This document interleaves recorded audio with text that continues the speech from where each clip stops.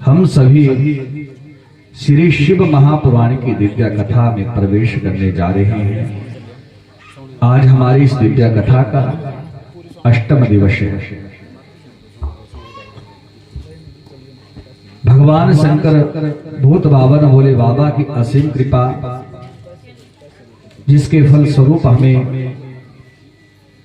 उनकी दिव्या प्रसादी श्रवण करने के लिए मिल रही है। और भगवान की जो दिव्या कथा है वो भक्ति को देने वाली, ज्ञान को देने वाली, इस संसार रूपी सागर से हमें पार करने वाली दिव्या शिव महापुराण की कथा है, जिसमें हम सभी बड़े प्रेम पूर्वक गोता लगाएंगे और अपने जीवन को धन्य करेंगे। बोले शंकर भगवान की। तो सज्जनों, आज कथा का अष्टम दिवस है भैया। 8 दिन कब निकले गए कोई पता नहीं चला। और कल इस दिव्या जो ज्ञान यज्ञ है, उस यज्ञ का विश्राम दिवस है। तो महाराज, इसलिए समय का सदुपयोग करो, क्योंकि भैया जो समय एक बार निकल गया दोबारा नहीं आएगा। इसलिए सज्जनों, जब भी मौका मिले,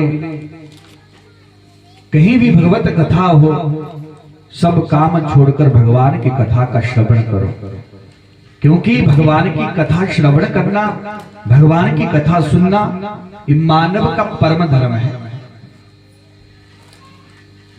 कथा सुनना मानव का परम धर्म है भैया। और काम करो या ना करो भैया, लेकिन भगवान की कथा अवश्य सुनो, जहां कहीं भी कथा चली। क्योंकि मेरे परमात्मा की जो कथा है, मेरे प्रभु की जो कथा है, कथा हमें जीना सिखाती है। कथा हमें दुखों से लड़ना सिखाती है। और जिसके जीवन में एक बार कथा आ गई, समझ लेना सज्जनों, उसके जीवन की व्यथा ही समाप्त हो गई। ऐसी भगवान की दिव्या कथा है। आइए बड़े भाव के साथ प्रभु चरणों में प्रणाम करते हुए आज की दिव्या कथा में प्रवेश करें। और आप सभी भक्त वृंद, जिनके हृदय में मेरे गोविंद बैठे हुए हैं, आप सभी भक्त वृंद के हृदय में स्थित जो मेरे गोविंद हैं, उनको भी कोटि कोटि नमन। और आइए भाव के साथ इस दिव्या कथा में प्रवेश करें। तो महाराज, कल कथा में हमने श्रवण किया महाराज, किस प्रकार भगवान के क्रोध से जलंधर की उत्पत्ति हुई। लेकिन भैया सतगुरु श्रेष्ठ नहीं मिले। और जीवन में जब सतगुरु श्रेष्ठ नहीं मिलते तो भैया व्यक्ति बिगड़ जाता है। जब श्रेष्ठ संतों का संग ना हमें मिले ना भैया, तो हमारा जो जीवन होता है वो सही रास्ते पर, सही मार्ग पर नहीं चलता है। जलंधर को भी भैया सतगुरु सही नहीं मिले, जिसके कारण भैया देवताओं से बैर कर दिया। तो भैया ऐसी दिव्या कथा कल हमने श्रवण करी। और जलंधर की जो पत्नी है वृंदा, भैया भगवान की भगत, पतिव्रत धर्म प्रायण करने वाली, जीवन में सत्कर्म करने वाली। और भैया जिसके जीवन में पतिव्रत धर्म आ गया, समझो वो सब कुछ जीत सकती है, वो सब कुछ प्राप्त कर सकती है। तो भैया देखो, जलंधर को मारने के लिए भी भगवान को छल करना पड़ा था, नारायण भगवान, तब जलंधर की मृत्यु हुई। तारकासुर के जो पुत्र हैं, भगवान शंकर के द्वारा उन तीनों की मृत्यु हुई। इस कथा को कल हमने श्रवण किया। तो आइए सज्जनों, आज भगवान के दिव्य अवतारों की कथा हम श्रवण करेंगे। भगवान के कौन कौन से अवतार हैं, कौन कौन से अवतार भगवान शंकर ने लिए हैं, तो आइए भाव के साथ भगवान के दिव्य अवतारों की कथा हम सभी प्रेम पूर्वक जो है श्रवण करें। बोलिए शंकर भगवान की। भगवान कथम नो प्राप्त महादेव सज शिवम श्रोतुम इच्छामि तत्सर्वं वक्तो मरहसे में प्रभो। सनत कुमार सर्वज्ञा सावधानतया शृणु यथा हम च शिव प्राप्तो महादेव सजो मुने। देखो भैया, ये जो दिव्या कथा है दिव्या पुरुषों के मुख से निकली है। सनत कुमार जी व्यास जी को इस कथा को कह रहे हैं और महाराज नारद जी महाराज ब्रह्मा जी के मुखारविंद से इस दिव्या कथा को श्रवण कर रहे हैं। सूत जी महाराज सौनकादि ऋषियों को इस कथा को सुना रहे हैं और आप लोग भी इस दिव्या कथा का जो है श्रवण कर रहे हैं।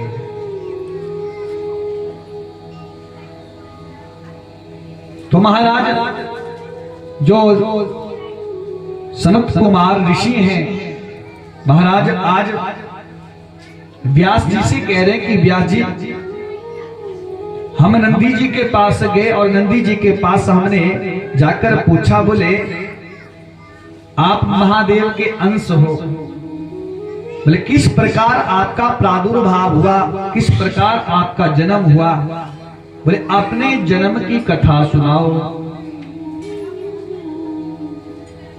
किसको कह रहे हैं? नंदी जी महाराज को। तो भैया देखो, नंदी जी महाराज भगवान शंकर के ही अंश अवतार हैं। तो आइए सज्जनों, नंदी जी महाराज की इस दिव्या कथा का रसास्वादन करें कि किस प्रकार भगवान शंकर के जो अंश नंदी जी महाराज हैं उनका प्रादुर्भाव, उनका जन्म कैसे हुआ। तो महाराज श्री सूत जी महाराज शौनकादि ऋषियों से कहते हैं कि एक समय की बात, देखो भैया इस पृथ्वी पर दो मुनि हुए, पिप्लाद मुनि और शिलाद मुनि। इनका बड़ा दिव्या चरित्र है। पिप्लाद मुनि, इनकी कथा आगे आएगी, ये भी भगवान शंकर के ही अंश अवतार हैं। आज हम जितनी भी कथा सुनेंगे ना, भगवान के अवतारों की कथा सुनेंगे। तो भैया जो शिलाद मुनि है ना, उन्होंने पुत्र उत्पत्ति के लिए महाराज पितरों के कल्याण के लिए एक बड़ा श्रेष्ठ यज्ञ किया। क्योंकि भैया जो शिलाद मुनि ना, उनके घर में कोई संतान नहीं थी, तो पुत्र प्राप्ति के लिए उन्होंने क्या किया, क्या किया बोलो ना, यज्ञ किया। और महाराज कहते हैं यज्ञ करने के बाद सज्जनों उन्होंने खूब तपस्या करी। और तपस्या किसकी की, बोले इंद्र जी महाराज की। इंद्र महाराज बड़े प्रसन्न हुए महाराज जब इंद्र की तपस्या करी। और प्रसन्न होकर इंद्र जी महाराज पहुंच गए कहां, शिलाद मुनि के यहां पहुंचे गए। ऐरावत हाथी पर बैठ कर आए हैं। शिलाद मुनि से कहा, बोले ऋषिवर वरदान मांगो, आपको क्या चाहिए। अब जब ऐसा शिलाद मुनि ने सुना कि इंद्र वरदान देना चाहते हैं, तो महाराज शिलाद मुनि ने कहा, बोले मेरे कोई संतान नहीं है, बोले मैं ऐसी संतान चाहता हूं जो आयु निज हो। आयु निज का मतलब होता है जो किसी के गर्भ से जन्म ना ले, ऐसी मैं संतान चाहता हूं। जब इंद्र ने ऐसा सुना और दूसरा वरदान क्या मांग लिया, बोले जो मेरी संतान हो, बोले अजर अमर हो, कभी मरे ही नहीं। महाराज इंद्र ने सुना ना, तो थोड़ी देर के लिए इंद्र जी महाराज मौन हो गए। और मौन होने के बाद कहने लगे, बोले मैं आपकी तपस्या से प्रसन्न हूं, लेकिन जो वरदान आपने मांगा है वो वरदान मैं पूरा नहीं कर सकता। हर हर हर हर हर हर, बोले वरदान मैं पूरा नहीं कर सकता, क्योंकि आपने वरदान क्या मांगा है? बोले एक तो आयोनिज संतान और दूसरा अजर अमर, उसकी कभी मृत्यु ना हो। बोले ये वरदान मैं आपको नहीं दे सकता, इतनी शक्ति, इतना मैं समर्थवान नहीं हूं। लेकिन बोले आपने तपस्या की है, हम नहीं जानते आपको कैसे भी, बोले अवश्य ही आयोनिज जो है पुत्र की प्राप्ति होगी। मैं नहीं जानता, इंद्र ने कहा, लेकिन मैं मार्ग बता सकता हूं कि कौन समर्थवान है, कौन शक्तिवान है, उनका मैं मार्ग बता सकता हूं, जो आपको आयुनिज और साथ में जो अजर अमर हो ऐसी संतान दे सकते हैं। इंद्र ने कहा, जब ऋषिलाद मुनि ने सुना ना, तो शिलाद मुनि कहने लगे, महाराज उन्हीं का ही मार्ग बता दो।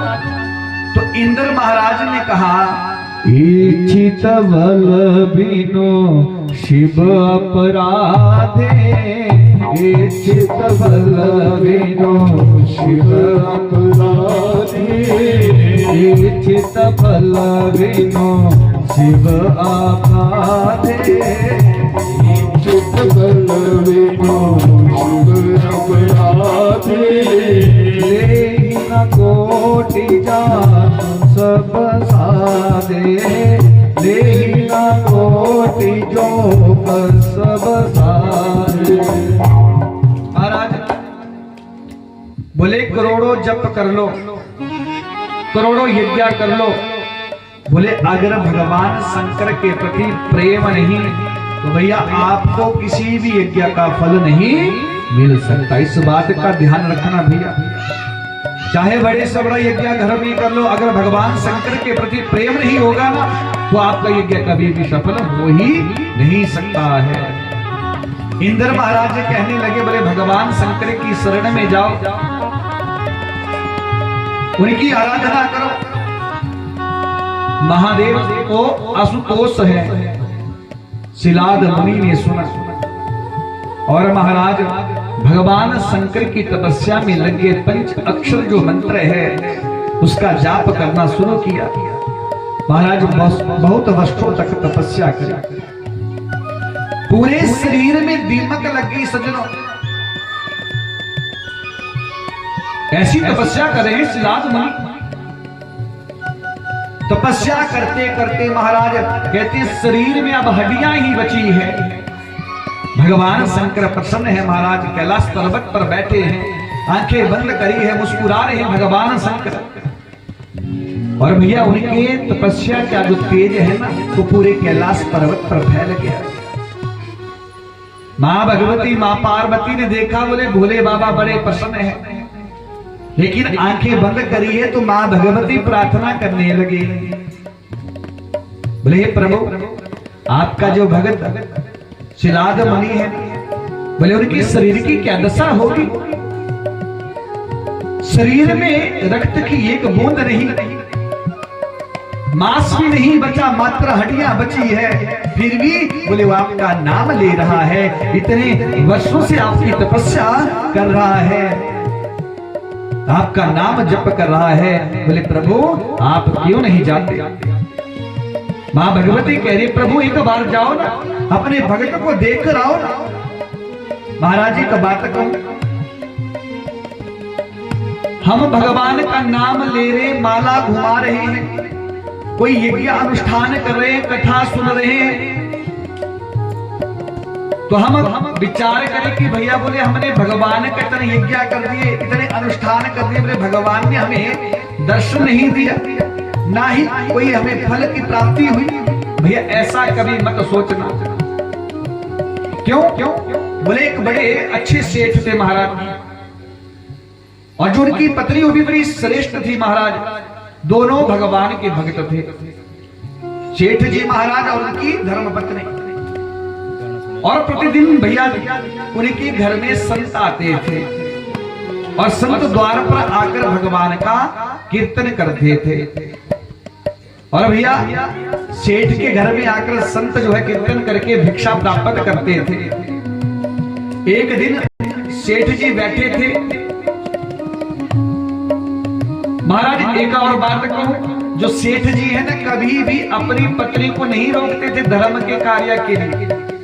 इसलिए भैया अगर पति पत्नी दोनों में कभी भी एक में भी भाव आ गए कि भैया हम धर्म का कार्य करेंगे, तो भैया कभी भी चाहे पति हो या पत्नी हो, भैया उनको कभी नहीं रोकना चाहिए कि इस कार्य को मत करो। अगर आपके मन में, चाहे पति के मन में, चाहे पत्नी के मन में, किसी के मन में भी भाव आ गया भगवान के प्रति, भगवान का यज्ञ करवाने का, कोई कथा करवाने का, तो भैया एकदम मान जाओ। क्योंकि भैया बोले पति और पत्नी दोनों जो है महाराज जब धर्म के रास्ते पर चलते हैं तो दोनों का कल्याण हो जाता है। और पत्नी को तभी धर्म पत्नी कहा गया है जो हर कार्य में अपने पति के साथ महाराज कार्य करे और धर्म के मार्ग पर चले, धर्म के कार्य में अपने पति का साथ दे, उसको धर्म पत्नी कहा गया है। तो महाराज सेठ जी कभी अपनी पत्नी को नहीं टोकते थे। आज सवेरे सेठ जी बैठे थे महाराज, तो बाहर संत आ गए और अब संत आकर भगवान का नाम गाने लगे। गाते गाते थोड़ा समय बीत गया तो संत महात्माओं ने आवाज लगाई, बोले अरे भैया भिक्षा दो ना। अब देखो भैया ने भिक्षा क्या रखी है, आवाज लगाई, बोले भैया भिक्षा दो। बोले बाबा भिक्षा तैयार है, थोड़ी देर में आती हूँ। बोले आप जाना नहीं। अब संत थोड़ी देर वहां खड़े रहे, भैया पुनः भगवान का कीर्तन लगे करने। थोड़ी देर बाद फिर संत महात्माओं ने आवाज लगाई, बोले भैया भिक्षा दो। बोले बाबा मैं आती हूँ, आप यहीं रुको। महाराज कहते हैं संत लोग फिर रुक गए, फिर भगवान का भजन करने लगे। अब सेठ जी ने देखा, बोले कब से कह रही है कि भिक्षा बन गई, हम दे भी नहीं रही है। सेठ जी ने पूछ लिया, बोले क्या तुम्हारा मन नहीं भिक्षा देने का? महात्माओं को संतों को कब से रोका है, कब से कह रही है कि भिक्षा बन गई और दे नहीं रही है। बोले क्यों भिक्षा नहीं दे रही है? तो कहने लगी, बोले अगर मैं संत महात्माओं को भिक्षा दे दूंगी ना, तो बोले यहाँ से चले जाएंगे। देखो कितने भाव के साथ भगवान का नाम ले रहे हैं, इसलिए मैं इनको रुकने के लिए, इसलिए मैं देरी से भिक्षा दे रही हूँ, क्योंकि संत आए हैं ना, तो भगवान का नाम ले रहे हैं और मुझे इनका भजन बड़ा अच्छा लगता है। अगर मैंने भिक्षा दे दी तो संत चले जाएंगे, इसलिए बोले मुझे इनका भजन अच्छा लग रहा है। तो भैया समझ लो, आप भी कोई यज्ञ करते हैं, कोई अनुष्ठान करते हैं, भगवान की कथा सुन रहे हैं, आपको भगवान का दर्शन नहीं हो रहा, तो समझ लेना भैया कि भगवान को आपका भजन जो है भैया पसंद आ रहा है, भगवान को आपके भजन से आनंद आ रहा है। इसलिए भैया भगवान को फल देने में देरी लग रही है। हर हर हर हर हर हर। तो महाराज इसलिए भगवान का यज्ञ अनुष्ठान करे भैया, उसका फल मिलता है। मैंने पहले भी कहा कि हम भगवान का देखने के बाद ध्यान रखना भैया, तो भगवान का नाम लेते उसको कष्ट भी बड़े होते हैं, और जिसने कभी भगवान का नाम नहीं लिया हो ना भैया, उसे कष्ट भी नहीं आते हैं। इसलिए भैया भगवान का नाम जो लेता है उसको कष्ट तो आते हैं, लेकिन समझ लेना वो कष्ट नहीं, वो आपके पाप है कि भैया अब आपके पाप समाप्त हो रहे हैं। अब जो बचेगा वो क्या बचेगा? आपके पुण्य कर्म ही बचेंगे। बोले शंकर भगवान की। इसलिए भैया जैसा हम कर्म करते हैं ना, वो सब भोग भोगना ही पड़ता है। आज सुजनो भगवान को भी भैया शिलाद मुनि का भजन पसंद आ रहा है। जब मैया ने कहा, बोले प्रभु जाओ ना दर्शन देकर आओ ना अपने भगत को, तो देखो भैया कभी भी भगवान जब दर्शन देने के लिए आते हैं ना, तो पहले अपनी छवि अपने भगत के अंतःकरण में, मन में बिठाते हैं। भगवान सबसे पहले मन में आते हैं भैया। जैसे भगवान आने लगे तो भैया शिलाद मुनि के मन में भगवान विराजमान हो गए और वही झांकी महाराज सामने प्रत्यक्ष जो है सामने खड़ी हो गई। शिलाद मुनि ने आंखें बंद करी थी, भगवान जी ने महाराज शिलाद मुनि जी का स्पर्श किया, जैसे हाथ का स्पर्श किया। महाराज शिलाद मुनि ने जैसे नेत्र खुले भगवान को पाया और प्रार्थना करने लगे, त्वमेव माता च पिता त्वमेव त्वमेव बंधो च सखा त्वमेव त्वमेव विद्या द्रविणं त्वमेव त्वमेव सर्वं देव देव। भगवान को प्रणाम किया। जैसे महाराज शिलाद मुनि ने आज मेरे प्रभु को देखा ना, बोले बाबा को चरणों में प्रणाम किया। भगवान की नेत्र भराए भैया, भगवान की आंखों में आंसू आ गए और हाथ जोड़कर भगवान की स्तुति कर रहे हैं। कौन? शिलाद मुनि। महिषा यदि तुष्टोसि यदि वा सर्धय में इच्छामि तत्वा समपुत्र मृत्युएन मयो अयो निजम। महाराज आज क्या मांगा? बोले प्रभु आप प्रसन्न है ना, तो जो मैं मांगना चाहता हूँ आप मुझे दोगे? भगवान ने कहा बोले जो भी मांगोगे आपको मैं दूंगा। बोले प्रभु कृपा करो तो। बोले मेरे घर में ऐसा पुत्र आ जाए जो आयो निज हो और अमर हो, प्रभु कभी उसकी मृत्यु ना हो, ऐसा आशीर्वाद दे दो प्रभु। भगवान ने कहा कैसा पुत्र? आयुनिज पुत्र चाहिए और अमर। महादेव ने कहा बोले आप चाहते हो कि आयुनिज पुत्र और अमर हो और आपको मेरे जैसा पुत्र चाहिए, तो देखो बोले मेरा जैसा तो मैं एक ही हूं, तो ऐसा करता हूं बोले मैं ही आपके घर में पुत्र बनकर आ जाता हूं। हर हर हर हर हर हर।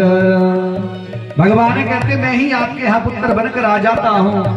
महाराज आज देखो ऋषि को वरदान मिल गया।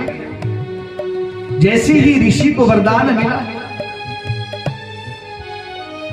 भैया देखो मांगा क्या? बोले आप जैसा पुत्र। मैंने पहली कथाओं में अक्सर कहा भी करता हूं और आपसे भी कहा है भैया कि भगवान से अगर मांगना है तो भगवान से भगवान की भक्ति मांगो, भगवान से अगर मांगना है तो भगवान की कथा मांगो, भगवान से अगर मांगना है तो भैया भगवान को ही मांग लो। लेकिन भैया भगवान से कभी भी संसारिक वस्तु मांगनी ही नहीं चाहिए। शिलाद मुनि ने बोले प्रभु आप जैसा पुत्र जो अजर अमर हो, कभी मरे ना, आयु जो हो, किसी के गर्भ से जन्म ना ले, ऐसा पुत्र चाहिए। और भैया देखो सतरूपा और मनु जी महाराज ने भी ऐसा ही वरदान मांगा था कि प्रभु आप जो है हमारे पुत्र बनकर आए। तो भगवान उनके यहाँ भी पुत्र बनकर आए थे। भैया भगवान आते हैं लेकिन आपका भाव श्रेष्ठ होना चाहिए। आज ऐसा आशीर्वाद मेरे प्रभु ने दे दिया। अंतर ध्यान होगी भोले बाबा वहां से शिलाद मुनि अपनी कुटिया में आए और महाराज विचार करने लगे। बोले बहुत दिन हो गए यज्ञ नहीं किए और महाराज आज यज्ञ के लिए जो है मिट्टी लाने के लिए गए। और जैसे ही महाराज यज्ञ के लिए महाराज मिट्टी लाने के लिए गए तो कहते हैं जैसी खुदाई करने लगे ना भैया, तो महाराज वहां पर जो है शिलाद मुनि को एक बालक मिला। क्यों? भगवान ने क्या कहा था? बोले मैं आपके यहाँ पुत्र बनकर आऊंगा। और कैसा? आयोनिज। आयोनिज का मतलब होता है जो किसी के गर्भ से जन्म ना ले। तो महाराज जैसे खुदाई करने लगे तो वहां पर एक बालक जो है प्रकट हो गया। और महाराज जैसे ही शिलाद मुनि ने उस बालक का दर्शन किया, याद आ गई। बोले भगवान ने कहा था पुत्र बनने के लिए, भगवान पुत्र बनकर आ गए। बोले सब वरदान पूरे कर दिए। बोले आयुधि जो पुत्र मुझे मिल गया है।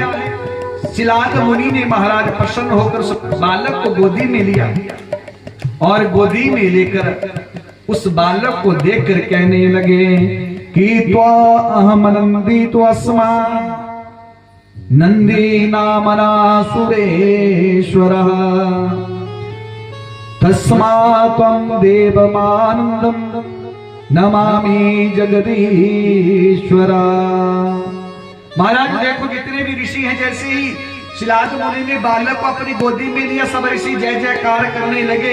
बोले देखो कितने वर्षों का आज तपस्या का फल जो है सिलाद मुनि को मिला।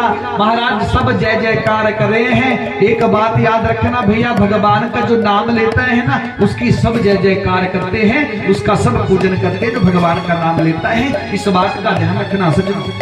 आज समस्त जितने भी वहां ऋषि जन हैं सब जय जयकार कर रहे हैं। और महाराज आज जो है उस बालक का नाम जो है नंदी रख दिया। बोले वृंदावन बिराने की। भगवान शंकर सिलाद मुनि के यहाँ पुत्र बनकर आ गए और महाराज बालक का नामकरण किया, नंदी नाम रखा। अब देखो जो बालक है ना, धीरे धीरे नंदी जी महाराज बड़े होने लगे।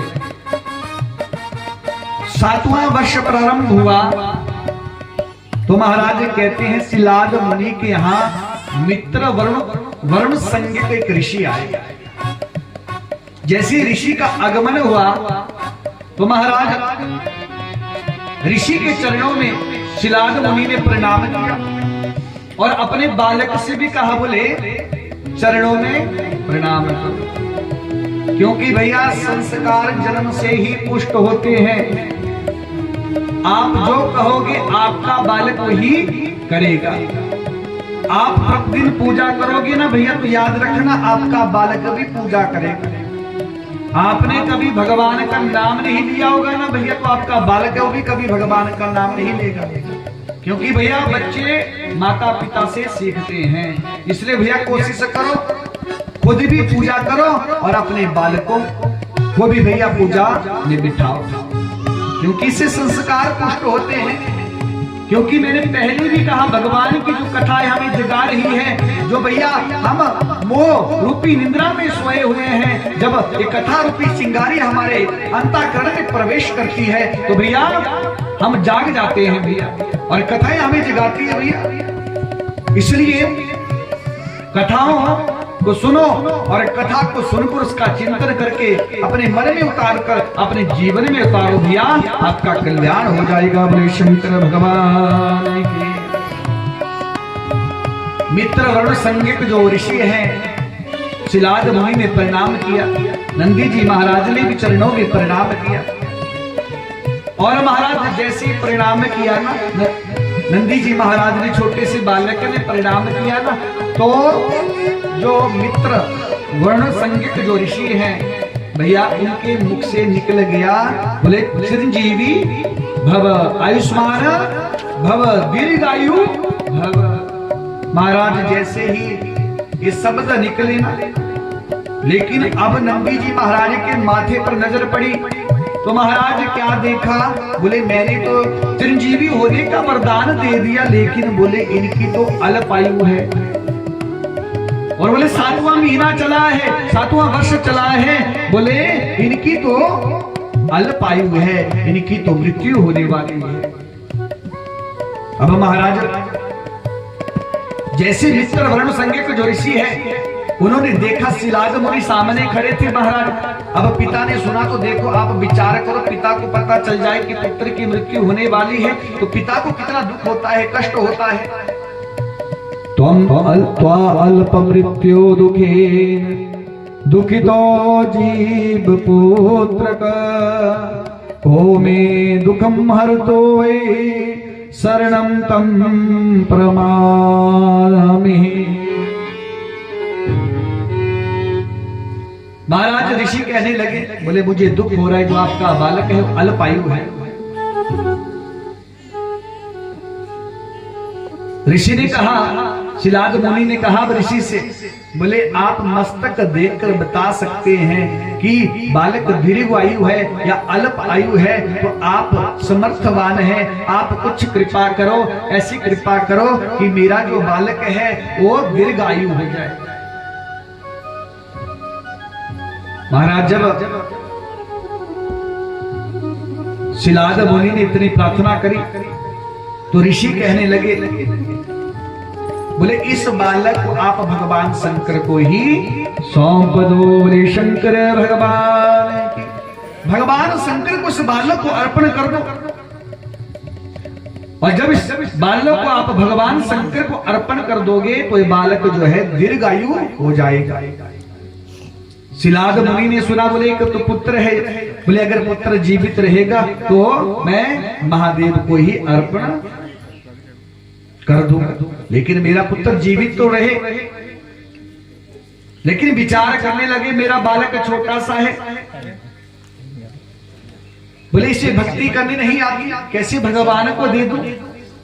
तो शिलाद मुनि ऋषि से कहने लगे, बोले मैं ही अपने बालक के बदले भक्ति कर दूं। भैया ऋषि ने कहा, बोले अब आप भक्ति नहीं कर सकते, बोले अब आपके पुत्र को ही भगवान का नाम लेना होगा, अपने लिए आपके पुत्र को भगवान की तपस्या करनी होगी, क्योंकि आपके जो पुत्र हैं वो अपने लिए तपस्या करेंगे, अपने दीर्घायु के लिए तपस्या करेंगे, इसलिए बोले उन्हें ही तपस्या करनी पड़ेगी। शिलाद मुनि पिता का भैया मन है, पिताजी कह रहे, बोले छोटा सा बालक है कैसे भक्ति करेगा।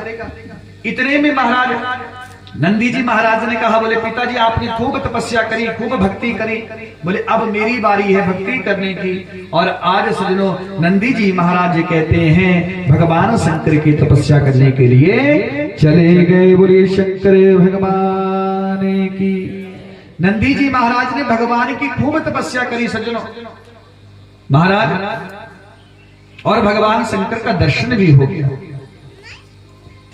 जैसे भगवान शंकर का दर्शन हुआ, भगवान के चरणों में प्रणाम किया नंदी जी महाराज ने, और आज भगवान ने बिन पूछे ही महाराज नंदी जी महाराज को अनेक जो है वरदान दे दिए। अम्रोजराय चक्तो दुखे गणपतेशला, भगवान ने आशीर्वाद दे दिया, बोले जाओ तुम कभी वृद्ध नहीं होगे, आप सदा दुख से रहित होंगे और आप सदा अमर रहेंगे, ऐसा वरदान दे दिया। अब महाराज जैसे ही नंदी जी महाराज को वरदान मिल गए, नंदी जी महाराज कहने लगे, बोले पिताजी ने मुझे आदेश किया था, ऋषिवर ने मुझे आदेश किया था आपकी भक्ति करने के लिए, बोले आपने मुझे अब दीर्घ आयु का वरदान दे दिया, अब मैं पिताजी के पास जाता हूँ। भगवान शंकर ने कहा, बोले नंदी आपके जो पिता है ना, बोले उन्होंने आपको मुझे सौंप दिया है, बोले अब आप चिंता मत करो, मैं तुम्हारे पिता को समाचार पहुंचा दूंगा, उनको बता दूंगा, लेकिन आपको मुझे दे दिया है, इसलिए आज के बाद आप मेरे यहाँ ही रहोगे। बोले शंकर भगवान की। आज जैसे भगवान जी ने नंदी जी महाराज को देखा, महाराज आशीर्वाद दे दिए, तो कहते हैं सज्जनों भगवान भी धन्य हो गए, कृत्य हो गए आज ऐसे अपने अंश को देखकर। और महाराज भगवान ने क्या किया, जो भगवान जी के गले में जो माला थी भैया, उस माला को उतारा और नंदी जी के गले में डाल दिया। और भैया जैसे ही माला को नंदी जी महाराज के गले में डाला, तो भैया देखो भगवान शंकर के 3 नेत्र। अब महाराज भगवत कृपा ऐसी हुई कि नंदी जी महाराज के भी 3 नेत्र हो गए। बोले शंकर भगवान, पूरी तरह भगवान का ही स्वरूप बन गया महाराज नंदी जी का। नंदी जी महाराज ने कहा, बोले प्रभु सदैव मुझे अपने चरणों में रखना, अपने चरणों से कभी दूर मत करना। बोले बाबा ने कहा, बोले नंदी जी मैं कभी तुम्हें दूर नहीं करूंगा, बोले आप धर्म के रूप हो और हम सदा एक साथ रहेंगे, मैं विश्वास हूं और तुम धर्म हो, और विश्वास धर्म के ऊपर अरूढ़ होकर जो है हम धर्म का विस्तार करेंगे। बोले शंकर भगवान की। बोले मैं तुम्हें आशीर्वाद देता हूं कि तुम बैल के रूप में मेरे वाहन बनोगे और मेरे द्वार के सामने तुम स्थापित हो जाओगे, और भैया देखना, जो नंदी जी महाराज है ना, जो पुराने वाले मंदिर होते थे ना, जो नंदी जी होते थे ना, तो भैया नंदी जी महाराज की पूंछ के पीछे कुछ लटका हुआ रहता था। जो पुराने मंदिर थे, अब तो नए बन गए, उनकी बात नहीं कर रहा हूं, जो पहले के मंदिर थे भैया, तो बोले नंदी जी की महाराज जो पूंछ होती, उस पूंछ में कुछ लटका हुआ रहता था। बोले भैया शिव पुराण में तो नहीं, संतों के मुख से सुना है भैया कि कहते हैं कि नंदी जी महाराज की पूंछ के पीछे कलयुग लटका हुआ है। महाराज नंदी जी महाराज की पूंछ को पकड़ा है, और नंदी जी महाराज किसे देख रहे हैं? बोले भगवान शंकर को। और नंदी जी महाराज क्या है? बोले धर्म है। अब कलयुग जो है धर्म के आगे आना चाहता है, अपना पाप बढ़ाना चाहता है, लेकिन बोले भैया अगर कलयुग जो है अगर आगे आएगा ना, नंदी जी के सामने आएगा, तो सामने कौन है? बोले भगवान शंकर है। और भगवान शंकर क्या करेंगे? अपने क्रोध से उस कलयुग को भस्म कर देंगे। इसलिए महाराज कलयुग जो है ना, वो पूंछ से लटका हुआ है, आगे नहीं आता, डरता है भैया। क्यों? बोले भगवान शंकर सामने है। तो महाराज देखो, नंदी जी महाराज का प्रादुर्भाव हुआ, आशीर्वाद नंदी जी महाराज को दिया। तो आज भगवान शंकर जो है नंदी जी महाराज को कैलाश पर्वत पर ले आए, और पार्वती मैया ने देखा तो पार्वती मैया बड़ी प्रसन्न होगी। बोले आज भगवत कृपा से महाराज, बोले हमारे पहले 2 पुत्र थे, बोले आज एक और पुत्र हो गया। क्योंकि बोले कार्तिकेय महाराज जो है उस शैल पर्वत पर रहते हैं, और गणेश जी महाराज बोले अपने परिवार के साथ जो है लीला में व्यस्त हैं, भक्तों के कल्याण के लिए कार्य कर रहे हैं। बोले नंदी जी महाराज हैं, बोले नंदी जी महाराज सदैव हमारे साथ रहेंगे। आज महाराज मैया बड़ी प्रसन्न हो गई, पार्वती मैया की नंदी हमें पुत्र के रूप में मिल गया। तो मैया ने विचार किया, भोले बाबा से कहा, बोले नंदी जी का विवाह भी करवा दो। तो महाराज आज नंदी जी का विवाह मर्दगण, उनकी बेटी का नाम है सुयसा, सुयसा के साथ जो है नंदी जी महाराज का विवाह हुआ। और नंदी जी महाराज सदा सर्वदा के लिए महाराज कहते हैं भगवान शंकर के यहाँ ही विराज गए। बोले शंकर भगवान की। और एक बात कहूं भैया, कभी भोले बाबा नाराज हो जाए, या कभी भोले बाबा समाधि में बैठ जाए, तपस्या में बैठ जाए ना भैया, तो आपने सुना होगा, बोले भैया अगर हम नंदी जी की कान में अपने चाहे दुख हो या कोई भी बात हो, बोले या कोई प्रार्थना हो, बोले नंदी जी के कान में कहेंगे ना भैया, तो बोले हमारी प्रार्थना पूरी हो जाती है। अगर भगवान ना कभी तपस्या में बैठे गए महाराज, या हमसे कोई गलती होगी, भगवान हमसे नाराज हो गए ना, तो अगर नंदी जी महाराज के कान में आप कुछ कहेंगे भैया, जो भी आपका मनोभाव होगा ना, तो बोले भगवान आपके मनोभाव को भी पूर्ण कर देते हैं। बोले शंकर भगवान की। इसलिए महाराज भगवान के अंश हुए कौन? नंदी जी महाराज। इसलिए नंदी जी महाराज को भैया धर्म माना गया है, और भगवान शंकर को विश्वास और पार्वती मैया को श्रद्धा माना गया है। विश्वास और श्रद्धा जब मिल जाते हैं तो भैया धर्म का जो है प्रचार होता है। हमारा जो धर्म उत्थान करता है, जब विश्वास और श्रद्धा दोनों जुड़ जाते हैं तो हमारा जो धर्म है उत्थान करता है सज्जनों। इसलिए भगवान शंकर और माता पार्वती के ऊपर सदैव विश्वास करो, तभी हमारा कल्याण होगा। बोले शंकर भगवान के। और भैया देख रहे हैं कर्म गति है, कर्म हर व्यक्ति को भोगने पड़ते हैं। हम सब संसार में आए हैं ना, तो कर्मों के द्वारा ही हमें शरीर मिला है, मानव शरीर मिला है। ना जाने हम और आप लोगों ने ऐसा कौन सा पुण्य कर्म, कौन सा सत्कर्म किया जिसके फलस्वरूप हमें जो है मानव शरीर प्राप्त हुआ है। इसलिए भैया इस शरीर को सार्थक बनाने के लिए हम सबको सदैव जो है भगवान का गुणगान करना चाहिए, भगवान का जो है नाम लेना चाहिए। क्योंकि भैया एक कर्म की गति बड़ी विचित्र है, और कर्म का लेखा जोखा हर व्यक्ति को चुकाना पड़ता है। क्योंकि भैया जो हमने कर्म किया वो भोगने पड़ेंगे। अगर उस कर्म को अगर कोई मिटा सकता है तो वो परमात्मा है, वो परब्रह्म परमात्मा है।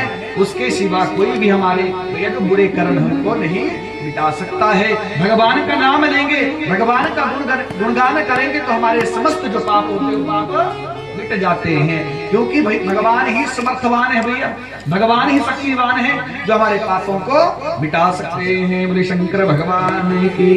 आइए भैया अपने कर्मों को इतना पवित्र इतना श्रेष्ठ बनाए कि भैया जब हम संसार से जाएं तो संसार के लोग भी हम याद करें, क्योंकि भैया देखो संसार के लोग मरने के बाद किसे याद करते हैं? बोले जिसके कर्म श्रेष्ठ हो। अगर कोई बुरा कर्म करने वाला हो तो भैया सब उसको गालियां ही देते हैं। इसलिए भैया ऐसे कर्म बना लो ना जब जाए तो दुनिया के लोग भी याद रखें। तो आइए महाराज बड़े भाव के साथ सभी अपने कर्मों का ध्यान करते हुए भगवान से प्रार्थना करें कि हे प्रभु अगर गलती से कोई ऐसा पाप कर्म भी हो गया हो तो हमारे पापों का क्षय करते हुए प्रभु हमारे ऊपर कृपा करें। बोले शंकर भगवान की। क्योंकि भैया कर्मों का लेखा जोखा देखो, भगवान राम वो वनवासी बनना पड़ा। पांडव जो है भैया उनकी जो पत्नी द्रौपदी है महाराज भरी सभा में उनका चीरहरण होने लगा। और क्या है? कर्म ही तो है, ये कर्मों का ही भोग है भैया। देखो भगवान को भी कर्म भोगने पड़े, हम और आप तो इंसान है भैया। इसलिए भैया क्योंकि देखो जो मानव है उसको कर्म भोगने ही पड़ेंगे भैया। ये जो पशु पक्षी होते हैं ना इनमें कर्मों का भोग नहीं होता भैया। क्यों? इनको बुद्धि नहीं होती, लेकिन भगवान ने हमें बुद्धि दी है, दिमाग दिया है भैया। हमें कर्मों का भोग भोगना ही पड़ेगा। तो क्या कहा है? कर्म हमारा लिखे विधाता, वो मिटाने वाला कोई नहीं। भैया देखो कोई मिटाने वाला नहीं है। और जब हम भैया ना जाने समय कब क्या आ जाए कि भैया आज हमारे पास सब कुछ है, धन दौलत है, गाड़ी है, बंगला है, रिश्तेदार है, परिवार के लोग हैं, लेकिन भैया समय का कोई पता नहीं कि जब न जाने कब क्या समय आ जाए कि भैया अंत समय में हो सकता है कि भैया हमारे पास एक वस्त्र भी ना हो। कोई पता नहीं भैया, कोई विश्वास नहीं है। इसलिए क्या कहा है? कर्म हमारा लिखे विधाता, वो मिटाने वाला कोई नहीं, वो मिटाने वाला कोई नहीं। वक्त पड़े तो 2.5 गज कपड़ा देने वाला कोई नहीं। वक्त पड़े तो 2.5 गज कपड़ा देने वाला कोई नहीं। कर्म हमारा लिखे विधाता, कर्म हमारा लिखे विधाता, कर्म हमारा लिखे विधाता, कर्म हमारा लिखे विधाता। मिटाने वाला कोई नहीं, मिटाने वाला कोई नहीं। वक्त पड़े तो 2.5 गज कपड़ा देने वाला कोई नहीं। वक्त पड़े तो 2.5 गज कपड़ा देने वाला कोई नहीं। हरि बोल। तालियों की सेवा करके भाव के साथ जय जय।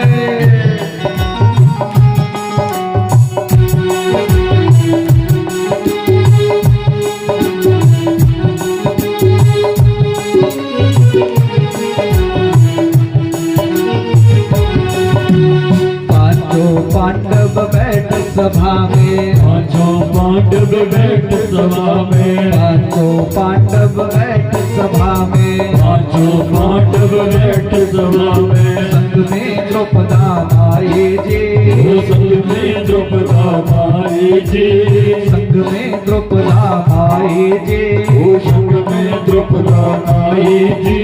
चीर हरण जब होने लगा बचाने वाला कोई नहीं। चीर हरण जब होने लगा बचाने वाला कोई नहीं। कर्म हमारा लिखे विधाता, कर्म हमारा लिखे विधाता, कर्म हमारा लिखे विधाता, कर्म हमारा लिखे विधाता। मिटाने वाला कोई नहीं, मिटाने वाला वाला कोई नहीं। वक्त पड़े तो 2.5 गज कपड़ा देने वाला कोई नहीं। वो वक्त पड़े तो 2.5 गज कपड़ा देने वाला कोई नहीं। हरि बोल, जय जय।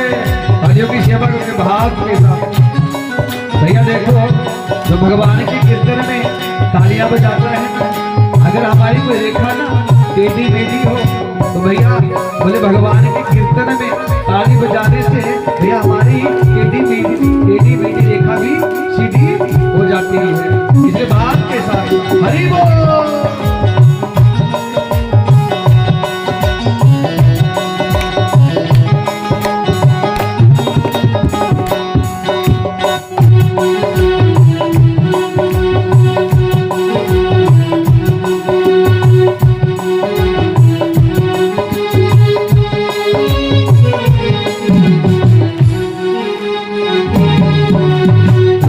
लखन जब चले थे वन को, राम लखन जब चले थे वन को, राम लखन जब चले थे वन को, राम लखन जब चले थे वन को। आप भी कहेंगे मेरे साथ, राम लखन जब चले थे वन को। हाँ थोड़ा जोर लगाइए। राम लखन जब चले थे वन को। व्रत किस किसने किया है?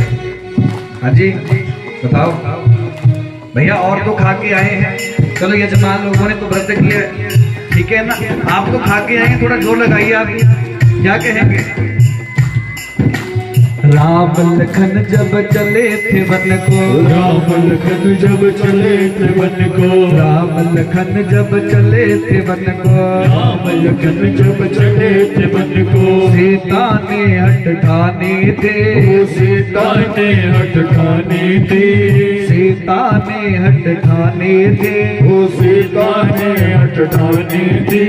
हर कर ले गया रावण, उसको बचाने वाला कोई नहीं। हर कर ले गया रावण, उसको बचाने वाला कोई नहीं। हमारा लिखे विधाता, कर्म हमारा लिखे विधाता, कर्म हमारा लिखे विधाता, कर्म हमारा लिखे विधाता। मिटाने वाला कोई नहीं, बचाने वाला कोई नहीं। वक्त पड़े तो 2.5 गज कपड़ा देने वाला कोई नहीं। वक्त पड़े तो 2.5 गज कपड़ा देने वाला कोई नहीं। हरि बोल, जय जय।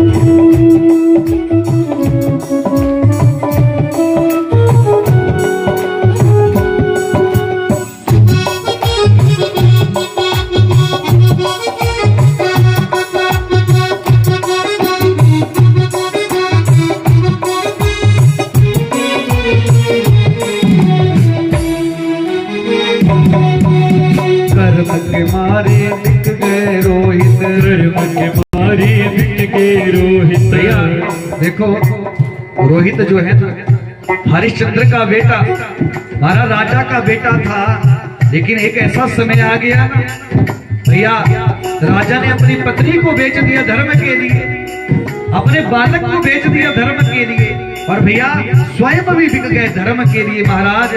तो देखो राजा जब हुए ना हरिश्चंद्र, अंत समय भैया ऐसा समय आ गया कि भैया पुत्र की मृत्यु हो गई।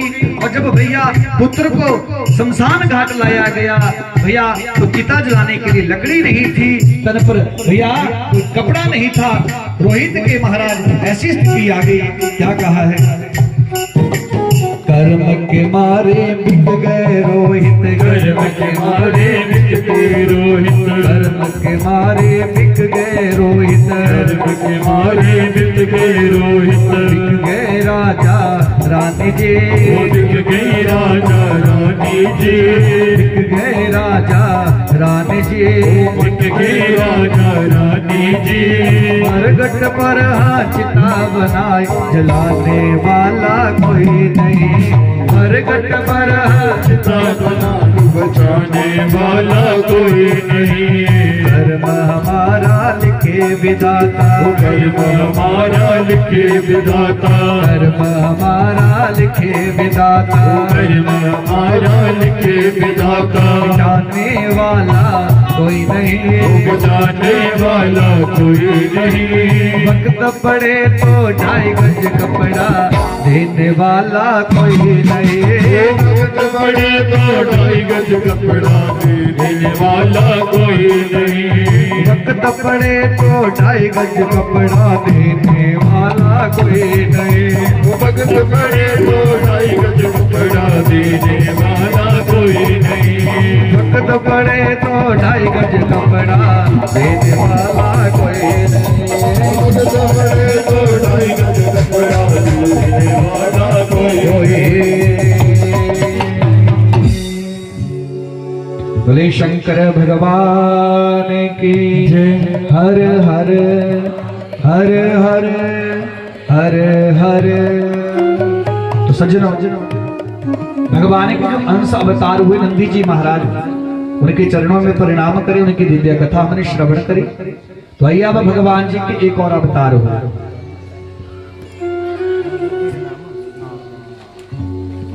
आइए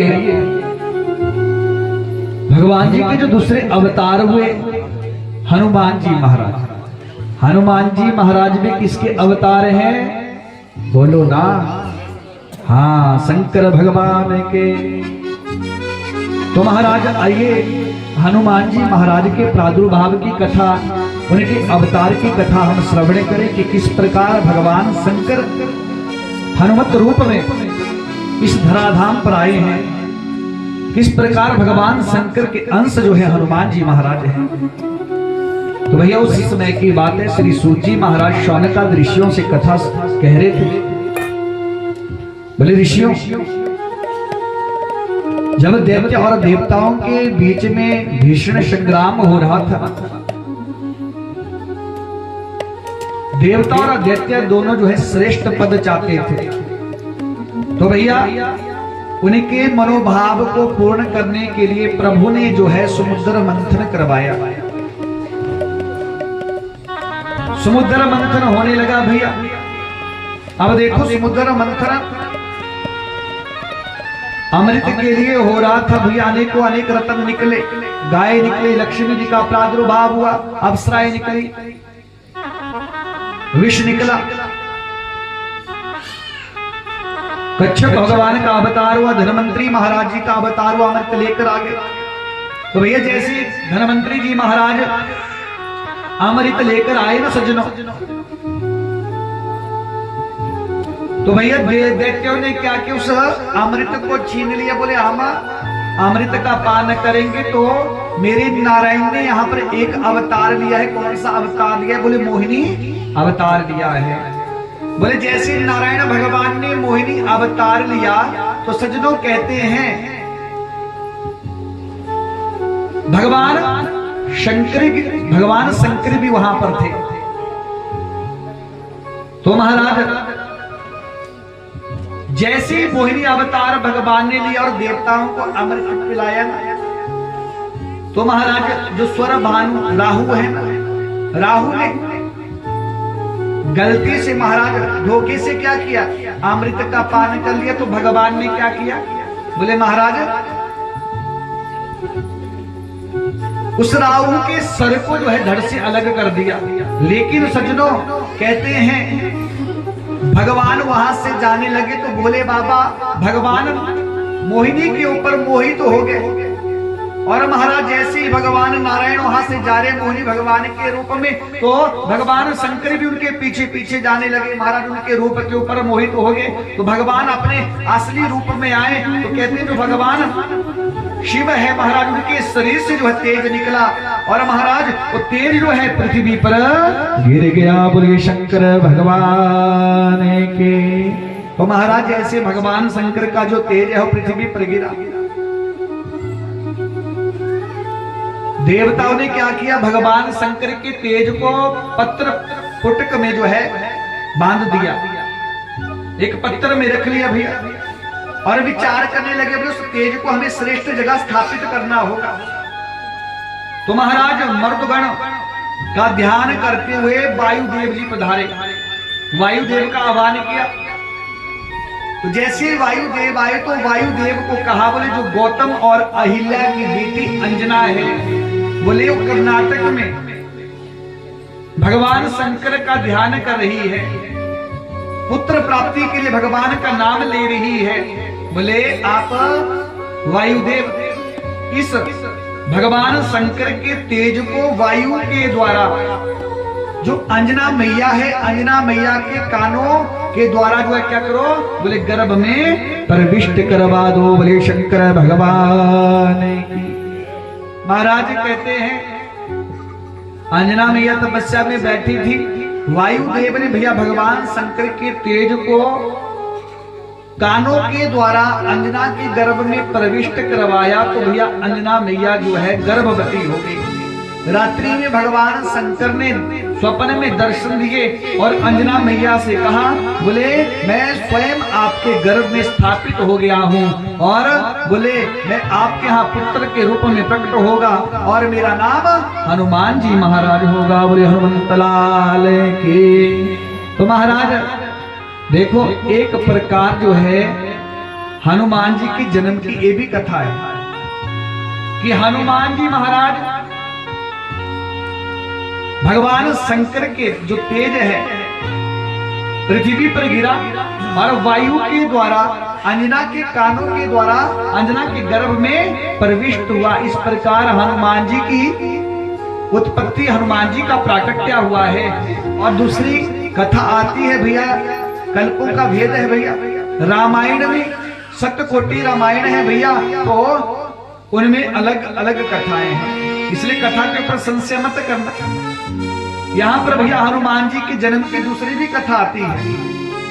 एक जगह तो मैंने सुना दिया आपको कि ऐसी कथा आती है, दूसरी जगह कैसी कथा आती है शिव महापुराण के अनुसार तो मैंने सुना दिया आपको। लेकिन बोले राम कथा के अनुसार भैया, बोले दशरथ जी महाराज की 3 पत्नियां हैं, उनके जब कोई संतान नहीं हुई तो सांडिल्य के द्वारा वशिष्ठ मुनि ने कहा कि यज्ञ करो, तो भैया यज्ञ किया। तो यज्ञ अग्निदेव प्रकट हुआ चरु लेकर, जैसे प्रकट हुए तो कहा कि तीनों रानियों को चरु खिला। महाराज तीनों रानियों को थोड़ा थोड़ा चरु जो है दिया गया। बोले जो कौशल्या मैया उस चरु का आधा भाग दिया, जो 2 रानियां उनको उससे आधा आधा भाग दिया। कहते भैया जो सुमित्रा है ना, उसने हाथी में चरु लिया था, एक पक्षी आया और उस पक्षी ने क्या किया, उस पक्षी ने उस चरु को अपने साथ उड़ाकर ले गया और कहा, बोले जहां अंजना मैया तपस्या कर रहे थे उस पेड़ के ऊपर बैठ गया। और महाराज जैसे उस चरु का भक्षण करने लगा, अब अंजना मैया भगवान शंकर की तपस्या कर रही थी और वही जैसे उस चरु को ग्रहण करने लगा वो पक्षी कौआ, तो महाराज वो चरु जो है नीचे गिर गया अंजना मैया की गोदी में। और जैसे अंजना मैया की गोदी में गिरा ना सज्जनों, तो अंजना मैया ने भगवान की प्रसादी समझकर, भगवान शंकर की प्रसादी समझकर उस चरु को ग्रहण कर लिया। और भैया उसी चरु के द्वारा जो है हनुमंत जी महाराज का प्रादुर्भाव हुआ है। तो हम कह सकते हैं, बोले जो राम लखन शत्रुघ्न और भरत जी महाराज है ना, बोले 4 भाई नहीं 5 भाई हैं। क्यों? बोले हनुमान जी महाराज भी उसी चरु के द्वारा प्रकट हुए हैं, बोले शंकर भगवान की। तो महाराज देखो हनुमान जी महाराज के ये भी अवतार की कथा है कि चरु के खाने से अंजना जी के यहाँ हनुमान जी महाराज का प्रादुर्भाव हुआ है। तो भैया इस प्रकार हनुमान जी महाराज का जो है प्रादुर्भाव हुआ है। तो देखो भैया हनुमान जी किसके रूप हैं? बोले शंकर भगवान के रूप हैं। शंकर सुमन केसरी नंदन, तेज प्रताप महाजग वंदन। भैया देखो हनुमान जी महाराज शंकर भगवान के रूप हैं और क्या करते हैं? राम द्वारे तुम रखवारे, राम के द्वार पर खड़े होकर भैया भक्तों की रक्षा करते हैं और हनुमान जी महाराज और क्या करते हैं, नासई रोग हरे सब पीड़ा। भैया हनुमान जी समस्त कष्टों को, समस्त दुखों को दूर करते हैं। इसलिए भैया ऐसा विचार मत करना कि हनुमान चालीसा स्त्रियां नहीं पढ़ सकती, सब हनुमान चालीसा पढ़ सकते हैं। जो यह पढ़े हनुमान चालीसा, नहीं तो यहाँ पर कहना था बोले जो पुरुष पढ़े हनुमान चालीसा, क्योंकि यहाँ पर शब्द क्या आया है, जो यहाँ पढ़े कोई भी पढ़ सकता है, किसी एक के लिए नहीं कहा कि जो पुरुष लोग हैं उनको ही हनुमान चालीसा पढ़नी चाहिए और स्त्रियां जो हनुमान चालीसा नहीं पढ़ सकती, वे बिल्कुल पढ़ सकती है और सबको हनुमान चालीसा पढ़नी ही चाहिए। बोले शंकर भगवान की। अब भगवान ने क्यों सोचा, बोले मुझे हनुमान बंदर बनना है। क्यों? बोले भैया भगवान शंकर ने जब नारद जी को देखा ना, भगवान ने नारद जी को कौन सा रूप दे दिया, बंदर का रूप दे दिया ना। तो भगवान शंकर ने देखा, बोले जो बंदर बन जाता है बोले उसके ऊपर माया का कोई प्रभाव नहीं होता। क्यों? महाराज जो शील निधि की कन्या विश्वा मोहिनी है ना, नारद का बंदर का रूप देखा तो भैया उस नारद की तरफ देखा भी नहीं। तो भगवान शंकर ने सोचा बोले भी मैं भी बानर बनकर जाऊंगा और सदैव जो है ब्रह्मचारी बनकर जो है पृथ्वी पर रहूंगा। तो भगवान इसलिए महाराज बानर का रूप लेकर आए। अब भगवान की कथा ही नहीं कहती कि भैया बंदर बन जाओ तब माया का प्रभाव नहीं होगा। भगवान की कथा ये नहीं कहती, भगवान की कथा कहती है कि भगवान के बन जाओ। बोले शंकर भगवान की, भगवान के बन जाओ। तो महाराज जब भगवान शंकर ध्यान से सुना हनुमान बनने के लिए तैयार हुए ना, तो माता पार्वती भी साथ में तैयार हो गई। शिव कहने लगे बोले मैं बानर बनकर जाऊंगा, मैं शादी नहीं करूंगा।